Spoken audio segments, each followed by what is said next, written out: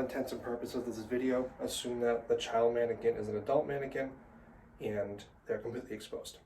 So we were dispatched to an elderly female that fell down a flight of stairs. Upon arrival, we were informed that the patient is unresponsive, not breathing, has a rapid weak pulse. We were also informed that the patient has no obvious signs of trauma or obvious signs of injury or bleeding. So first and foremost, I want to ensure the scene is safe and we have appropriate BSI. I'd also want to make sure we only have one patient and not multiple people fell down a flight of stairs. I also want to make sure, determine mechanism of injury. We were informed that the patient fell down a flight of stairs, so therefore the mechanism of injury is falling, elderly female falling a flight of stairs. At this point, I'd want to have my partner hold cervical spine at this time. Obviously, I'm going to assess mental status. So I would say, ma'am, are you okay? Assessing level of consciousness, do a sternal rub, and we were found this patient unresponsive. Given that situation, I would look for signs of breathing and assess carotid pulse. Listen to no more than 10 seconds. We found that patient has a pulse of around 128 beats per minute, but it was weak and it was rapid, as well as patient was not breathing.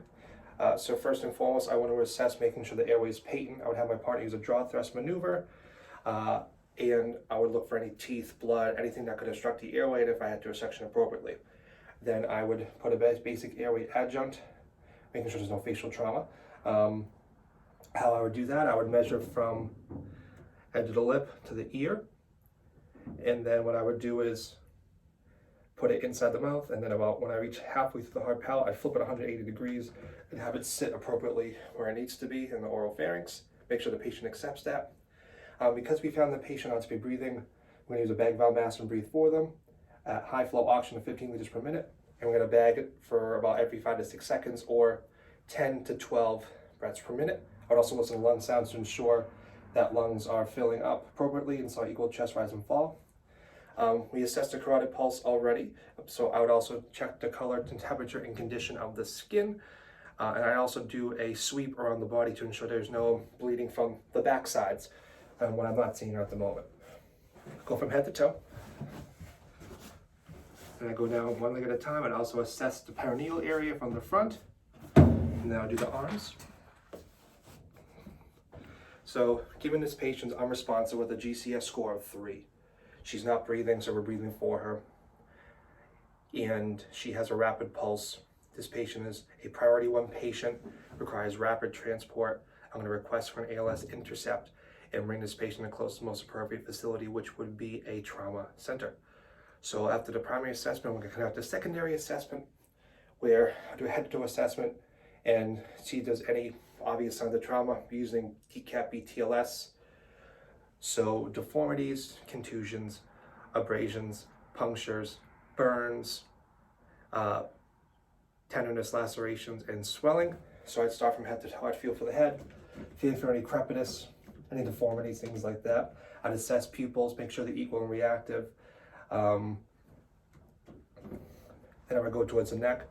I would palpate the back of the neck for any spinal step-outs around the cervical spine. I'd also look at the front of the neck for any tracheal deviation or jugular vein distension. At this point, I would have another person assist in measuring and applying an adult cervical collar, where I measure from the edge of the mandible to the collarbone, and then I go around and secure the neck. My partner's still stabilizing the neck. I will then palpate the chest. I'd also, but we already listened to lung sounds, but palpate the chest, making sure there's no flail chest, paradoxical motion, making sure equal chest rise and fall. I'd hold like this. Then I would palpate the abdomen, making sure I would assess for any distension, rigidity, tenderness, masses, swelling, things like that. I would all 4 quadrants. Then in the pelvic area, I would push in and down, assessing for any crepitus or any lopsiding of the pelvis. I would also check the genitals area, assessing there's no mud or blood, things like that. Then I would assess each of the lower extremities. I would also assess for CSMs. I would also ask the patient, can you feel me touching your toes? Can you wiggle your toes?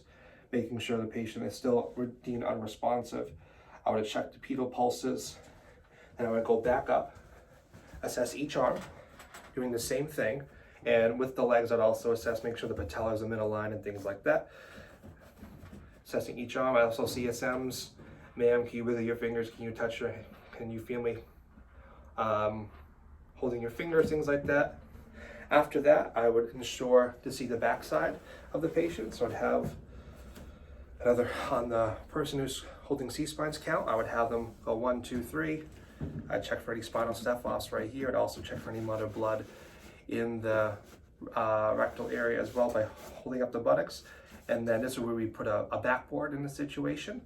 And then we go right under 1, 2, 3 on the C-spiners count, go back on the backboard. At this point, I would like to conduct a baseline set of vitals. That includes a blood pressure. It was found to be 70/34. Heart rate is still around 128 beats per minute.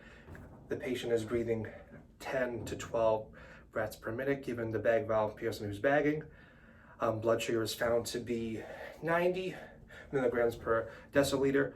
Oxygen saturation is 100%, given we are providing 15 liters per minute of oxygen, and patient is still unresponsive. At this point, I would try to see if someone's around to get a sample history of the patient, see what's going on, see why she fell down a flight of stairs, things like that. And now I would put the patient, making sure we're assuming shock, so put a thermal blanket onto her, making sure she stays warm. I would establish IV access at this time, and then I would extricate the patient, put them in the ambulance, and then we would be driving en route to the hospital, hopefully intercepting with ALS, reassessing vital signs every 5 minutes. If there were any injuries that I found, any secondary injuries, I would assess them, making sure, and reassess them to make sure everything is staying the same, or is it getting worse, or is it getting better, things like that. And then we'd be at the hospital.